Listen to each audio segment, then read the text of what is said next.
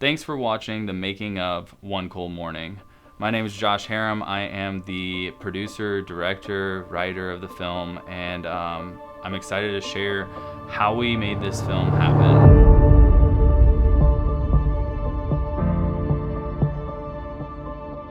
So the first thing is you got to find a story, and this story had stuck with me for years. It's actually based on true events that happened in the town where I grew up or finished high school, and it just stuck with me. And I would keep reading the articles year after year and looking at the court readings, and finally 2019 I decided this was a great story to tell, and it would be powerful in a narrative short film.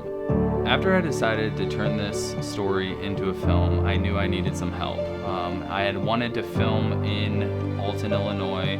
I thought that would be a great backdrop for a film like this, and I knew one producer over there. His name is Ryan Tollison, and I reached out to him, told him the story, sent him some of the articles, and told him my idea for the short.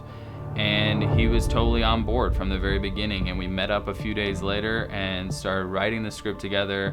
How we wrote the script was I kind of wrote out the outline, and then Ryan would fill in a few of the scenes with dialogue and the story, and then I would edit some of that. I would throw in a scene, and then he would kind of add some things to that, take away some things, and like that, we were doing it remotely a lot. I actually was in India for some of the time, and we put out an audition on stlouisauditions.com, and through that we got maybe 10 to 15 hits for different characters in the film, and out of those 10 to 15, there was a few that I felt would really fit the role based upon their photo or what they had worked on before. And so out of those 3 or 4, I asked for video auditions.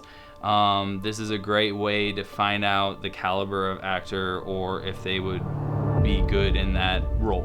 Hello, my name is Cody Croxford, and I will be auditioning. I mean, you do know that there are missions in the storyline, right? Yo, do you still have any of that medical, bud?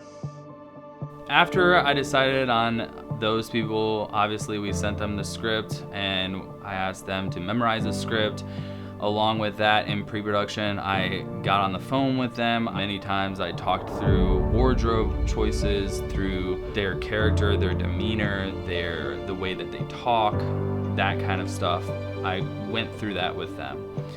For the crew, I went to my contacts from previous work, whether that's commercial or narrative projects that I was the DP on for different directors, and I just sent an email out with the date and the position that I would love for them to play. Out of the 30 or so people on the dream team that I reached out to, probably about 5 to 10 of those people said from the very beginning, sorry, I'm out of town, I'm on a different job, I can't be there, which is great. I love that they were upfront and let me know.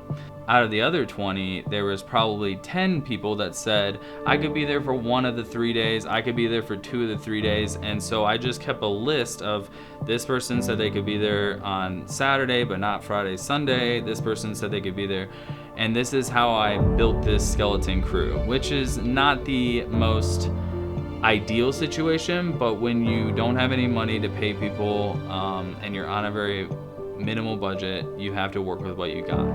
There's a lot of emailing back and forth. Along with that is finding the locations, because there were specific locations in this film that were hard to get. Anytime you're asking somebody to give you their house in entirety, we needed multiple rooms for the final shot of the film. That was the hardest one. We reached out to family members and friends. Once we had those locations, they did have some stipulations. So I knew that the house where the triple homicide happened, we knew we had to film Saturday at that house, where there was a lot of the scenes were going to take place. The detective stuff, the flashbacks, and the final triple homicide, along with the robbery stuff outside. All that took place there, so we had to film that all on Saturday. So that helped us with scheduling, because we knew we need to get all this in, and that was gonna be a long day. I think that ended up actually being like a 14-hour day or or 15 hours from start to finish. The other thing was that the house that the murderer and his parents live at, I think we could only get in there on Sunday, so that locked in that. So then we knew on Friday we were gonna shoot the party stuff and the scene in the cars down at the parking lot underneath the bridge, and it worked great for the film. And that's a little bit about scheduling. And the last thing I wanted to talk about with pre-production is tech scouts. A tech scout, if you don't know what that is kind of like a location scout, but you would typically bring along your cinematographer and your gaffer. We reached out to the location owners and asked if we could come out. This was maybe 3-4 weeks before the actual filming date. And we just went through the house and I talked with him about how I wanted each scene to look and how we were going to accomplish that with the lighting that we have, with the gear that we have. And basically he went through and made videos of all the different houses and what we were going to put where. And so here's some of those. On this side, as much as possible, probably. Here we're gonna have a small 2-foot quasar coming down to backlight people on the couch, and then bowling with the TV effect hitting. Have 300D pushing through some sort of soft source, either bouncing or through blinds will be all the way down. And then a 120D out there with a Fresnel party setting on tube light wrapped around maybe even the back of the tree to give people some party atmosphere here.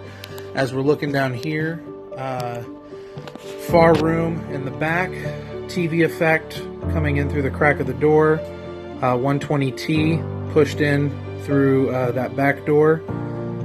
Through this, we're going to have tube light with fire effect pushing into a foam core for ambient light coming this way.